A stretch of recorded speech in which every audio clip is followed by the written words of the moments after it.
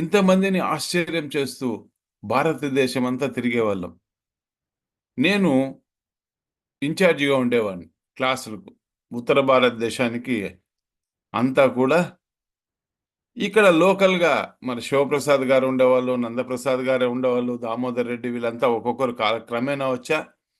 North ఇండియాలో నేను ఒక్కనే ఉండేవాడిని. ఇంకా పట్టు దొరకలేదు అక్కడ. కాబట్టి ఒక్కనే చూసుకుంటూ కొన్ని సంవత్సరాలకు ధ్యాన భారత్ కూడా బాగా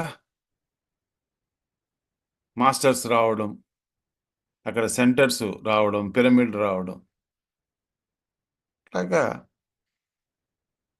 2000 సంవత్సరానికి. అంటే ఒక యోగి ఎంత దూరము, ఎంత ద్రష్ట, నిన్న, ఈరోజు, రేపు ఏకకాలంలో చూడగలడు.